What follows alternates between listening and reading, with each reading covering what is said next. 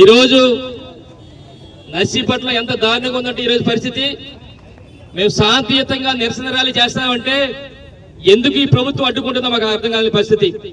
మేము కేవలం ఈ రాష్ట్రంలో విద్యార్థుల కోసం ఏదైతే డిఎస్ఎల్ అక్రమాలు జరిగాయో దానికి నిరసన వ్యక్తం చేసి ఈ రోజు కార్యక్రమం చేస్తుంటే మరి కూటమి నాయకులందరూ కూడా ఒత్తిడి తీసుకొచ్చి ఈ రోజు మరి నిరసన ర్యాలీ చేయకుండా రోడ్ల మీదే మరి అడ్డుకునే పరిస్థితి. ఈ రోజు ఒకటే చెప్పాలి, ఈ రోజు రాష్ట్ర వ్యాప్తంగా ప్రజలందరూ కూడా ఏదైతే డిఎస్సి 2025లో సుమారుగా 16,000 మంది ఉద్యోగాలు మరి తీయడం జరిగింది, దానికి సంబంధించి సుమారుగా 3,50,000 మంది పైగా మరి హాజరవడం జరిగింది.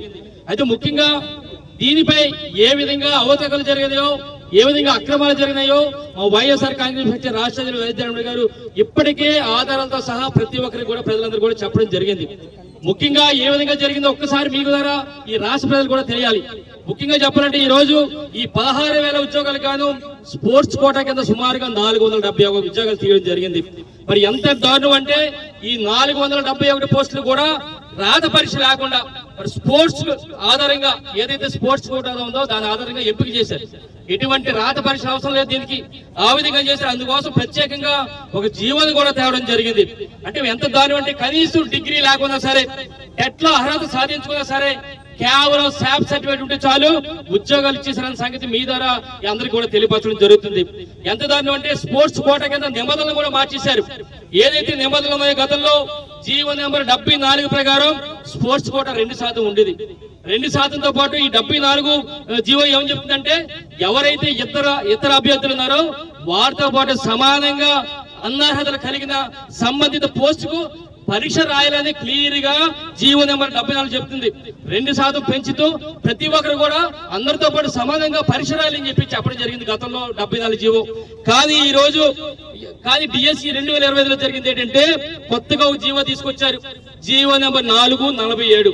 దీని ద్వారా ఏం చేశారంటే ఎవరైతే స్పోర్ట్స్ కోటా ఉన్నారో అభ్యర్థులు పరీక్షలు రాయని అవసరం లేదు, పరీక్షలు రాయకుండా మిమ్మల్ని ఎంపిక చేస్తామని చెప్పి కొత్తగా ఒక జీవో తేవడం జరిగింది.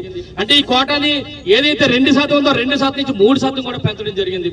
అంటే ముఖ్యంగా చెప్పాల్సింది ఏంటంటే జీవో నెంబర్ 74 ఏం చెప్తుందంటే స్పోర్ట్స్ కోటా ఉన్నప్పటికీ కూడా స్పోర్ట్స్ సర్టిఫికేట్ ఉన్నప్పటికీ కూడా అందరూ సమానంగా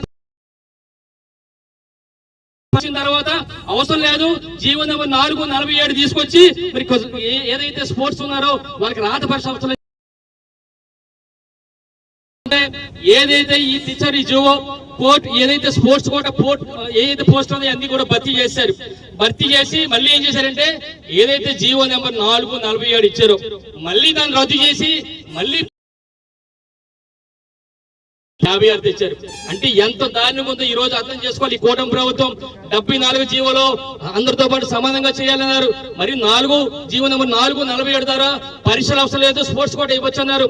స్పోర్ట్స్ కోటలో అందరూ ఎత్తేసిన తర్వాత అందరూ జాయిన్ అయిపోయిన తర్వాత మళ్ళీ జీవో నెంబర్ 56 తెచ్చి మళ్ళీ పరీక్షలు రాయాలంటారు.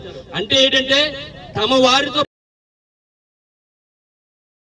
మళ్ళీ గేట్లు మూసారు. ఈ పరిస్థితి ఎలాగుంది ముఖ్యంగా చెప్పాలంటే ఈ రోజు జాతీయ స్థాయిలో గాని రాష్ట్ర స్థాయిలో గాని పథకాలు సాధించిన ఎవరైతే మెడల్ సాధించిన క్రీడాకారులను కూడా పక్కన పెట్టి కేవలం ఇంటర్ కాలేజ్ గాని ఇంటర్ యూనివర్సిటీ పాల్గొన్న వారి సర్టిఫికెట్లు ఉంటే చాలు మరి ఉద్యోగాలు ఇచ్చేశారని చెప్పి సందర్భంగా తెలియపరుస్తాను. అంటే ఈ విధంగా డిఎస్సి 2025లో ఎన్నో అక్రమాలు జరిగాయి. అందుకు బాధ్యత వహిస్తూ ఏదైతే ఈ రోజు మీరు ఇక్కడ విద్యాశాఖ మంత్రి భావిస్తే మా పార్టీ వైఎస్ఆర్ కాంగ్రెస్ పార్టీ నాయకులు వైఎస్ గారు ఏదైతే డిమాండ్ చేస్తున్నారో ఆ డిమాండ్ సందర్భంగా మీరు సిబిఐ దర్యాప్తు ఇవ్వచ్చు కదా అని చెప్పి అడుగుతాను. మీరు తప్పు చేయలేనప్పుడు ఎందుకు సిబిఐ దర్యాప్తు చేయట్లేదని చెప్పి సందర్భంగా అడుగుతాను. అందుకే ఆ 10 ఫీజు రిబేట్స్ బకాయిలు ఇవి కూడా ఉన్నాయి. ఈ రోజు ఫీజు రిబేట్స్ బకాయిలు ఏదైతే డిఎస్సీలు అక్రమాలు జరిగి అన్ని కూడా చెప్పాం. ఏదైతే ఫీజు రిబేట్స్ బకాయిలు సుమారుగా ఈ 2 సంవత్సరాల 10,000 కోట్ల రూపాయల బకాయిలు ఉన్నాయి. మరి ఏదైతే విద్యా దేవుని కానీ వసతి దేవుని కానీ ఎవరికి ఇవ్వలేదు, ప్రతి ఒక్కరికి కూడా ఈ 10,000 కోట్ల రూపాయలు వెంటనే చెల్లించాలని చెప్పి డిమాండ్ చేస్తున్నాం. మూడోది ఏంటంటే నిరుద్యోగ భృతి ఏమన్నారు, ఎవరికైనా ఇచ్చారని చెప్పి అడుగుతాం. ఈ రోజు 2 సంవత్సరాల 2 మాసాలు అయింది అంటే ప్రతి నిరుద్యోగి కూడా రాష్ట్రంలో ప్రతి నిరుద్యోగి కూడా 78,000 రూపాయలు బాకీ ఉన్నారు. అందుకనే ఈ సందర్భంగా మేము డిమాండ్ చేసేది ఏంటంటే మరి ఏదైతే ఈ మన ఏదైతే డిఎస్సీలో అవకతవకలు జరిగే దాని మీద సిబిఐ దర్యాప్తు చేయాలని చెప్పి ఒక డిమాండ్, దానికి బాధ్యత వహిస్తూ ఏదైతే విద్యాశాఖ మంత్రి అండగా ఉంటే రేపు రాబోయే రోజుల్లో జగన్ అన్న ముఖ్యమంత్రి చేసుకోవడం చెప్పి సందర్భంగా